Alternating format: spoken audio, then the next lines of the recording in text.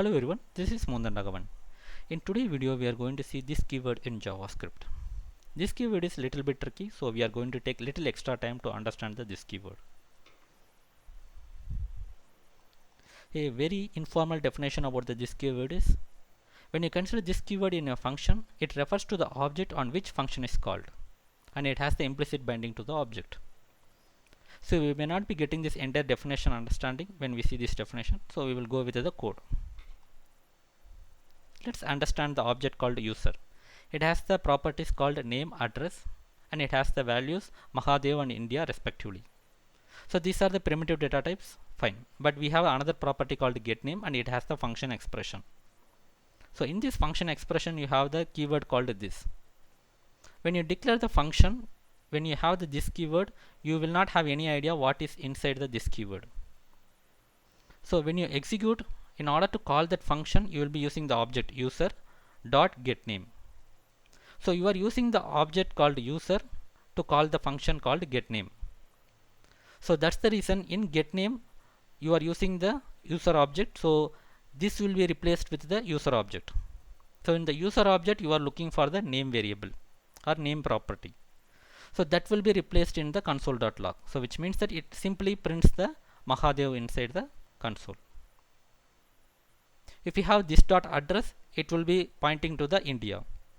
The same way on which object you are calling the method, so those object will be taken into the context and it will be looking the values into that object.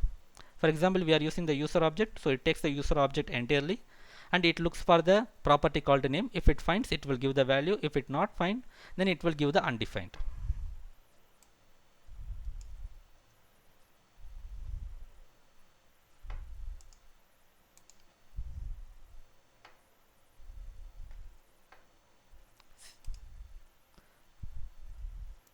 Let me open a new console.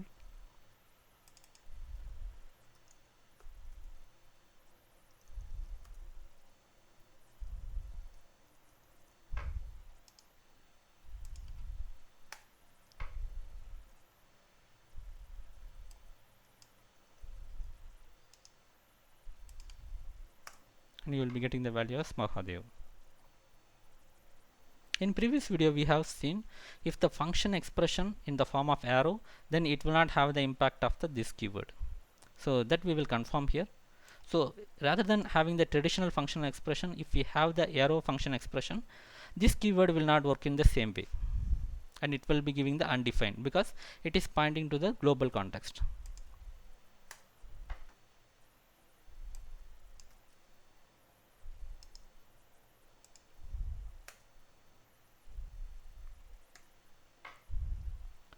Next we will see another example. Let's say we have two simple objects called Tom and Jerry. It has the properties called name and age. I wanted to add the function to the objects. So rather than adding manually one by one, I am just having another function which will receive the object and it will add the log name function to that object. In line number 36 you can see it will just receive one object. It will add one more property called log name. The value is nothing but a function expression. In that you will be having this dot name. So in this point of time we will understand only, if you simply pass one object, it will create one property called a log name to that object and it will add some function to that. So let us create the first simple objects here, Tom and Jerry.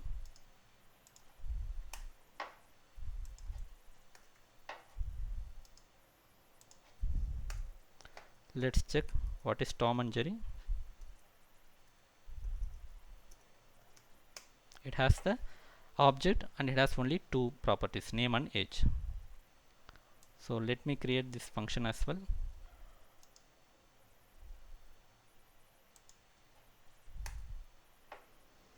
Now we have the decorate log name. So we will decorate, or when you call this function with the object called Tom or Jerry, so it will be adding one more property to the objects Tom and Jerry.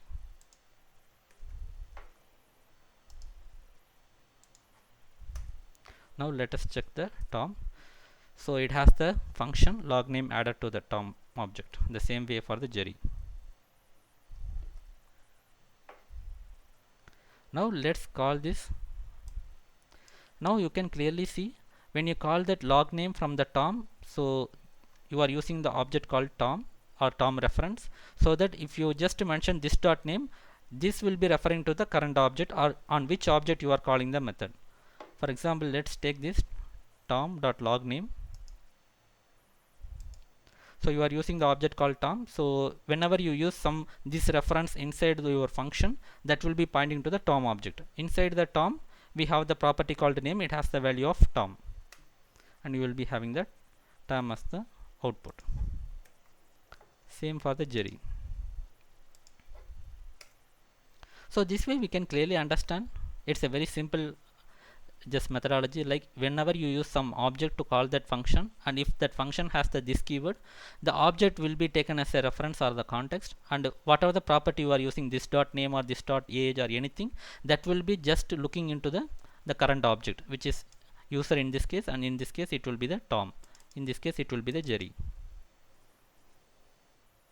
Now the real challenge comes here. So we have seen the first class functions. That means that the functions can be assigned to variable. Even you can assign that variable to another variable, which means that the same function will be pointed by two references. Let's say with the same example here, we will have the same user. We will just revert this.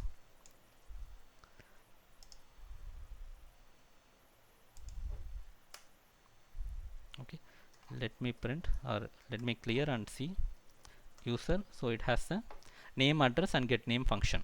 Okay, fine. Now let's say I want to just assign this function to another variable. We have seen that we can assign the function to another variable. Later we can call that function by using the parenthesis with the variable name. But if I call this, you will be having undefined. Why? Because we have discussed earlier that whenever you call that function and which function has this keyword inside that, then this will be replaced with the object on which you are calling that function. But if you see here, the temp function is called without any object. So you are calling without any object, so that will be coming as a undefined. But if you call user.getName, in that time it will be user object is the object which you are using to call that function called getName. So since we are not having any object to call the temp function, so we are getting the output as a undefined. Then you might be wondering what is the useful for, let's say, this keyword. And in the previous example, or let's say in the definition part, we have seen it will be useful for the reusability of the code. So how it will be reusability? For example, if you see here, we cannot just assign to another variable also, we have seen, but there is another use case. For example, let's take this one. So let's person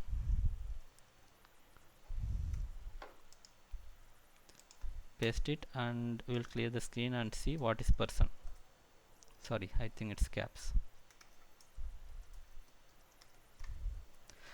So it has the name, age, and greeting. So what is the implementation of the greeting? So it is just printing the message hello, and the name, wow, you are at age of this world.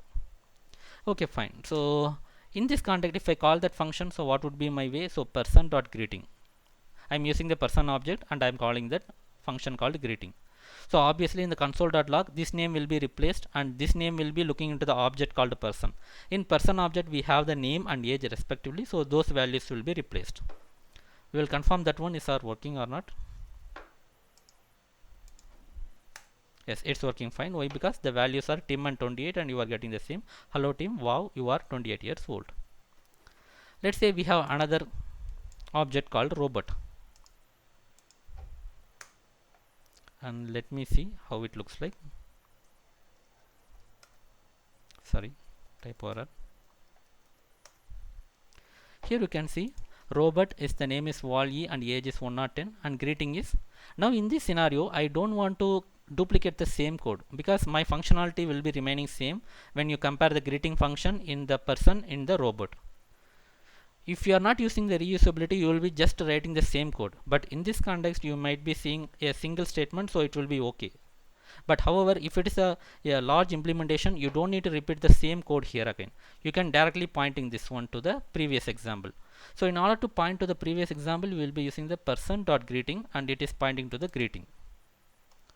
But you might be wondering, previous one also almost similar. But in this context, you cannot call the greeting function directly, because you will be calling that robot.greeting. So even though the function is similar, so let's say if you just literally just replace with the implementation, because we are copying, right? So just consider the same implementation here. Just virtually we can see like this, something called, it will be printing to this one. So when you call this function, you are calling with the robot, the previous thumb rule. So you are using the robot object, and if you are using the function, in that function you have the this keyword. So in this context, you will be looking into the object called robot. So in that robot, you are looking for the name. So it's there, age, it's there. So it will be printing the same thing. So in the same time, we are not replicating the code. At the same time, we are reusing the previous example. So this way, we are not just duplicating the code, but we are reusing the code from the previous object called person. But let's say if you are having directly some hard coded value, you cannot reuse this function. So by using this keyword only, it is possible to reuse the functions from object to object, or across the objects we can just reuse the functions. But however, it is mandatory that if you are just using the same function, you need to have the name and age, because in execution time the robot object will be looked for the property called name and age to just to print this statement. If you don't have it, it will be giving the undefined. So let's try this. We have already created the robot also, and let me just call this robot dot greeting.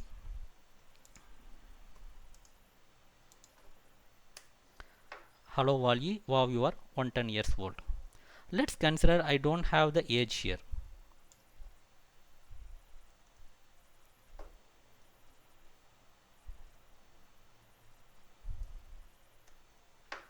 Let me redefine this one.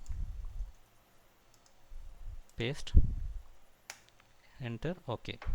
Now I have only one property called name and another property called greeting, which has the function. That function also will be reused from the person object. OK, fine. Now if I call this robot.greeting,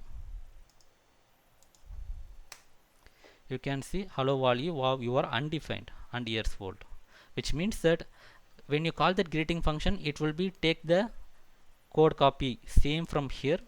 So it will be replaced here, and you are calling with robot object. So whenever it finds that this keyword, it will be looking into the robot object. So this dot name in the robot object, it will be looking for the name, it finds that. And this dot age in the robot object, it looks for the age and it does not find, so it will be giving with the undefined. So that's the reason you can see the Wally, but you cannot see the age here. So this way we have understood how this keyword works inside the function, and how it works when you call with other objects, and what are the conditions that you need to satisfy if you call the other object with the previous example. Let's say for example we have used the function declaration, or we are using from the previous object function in other object,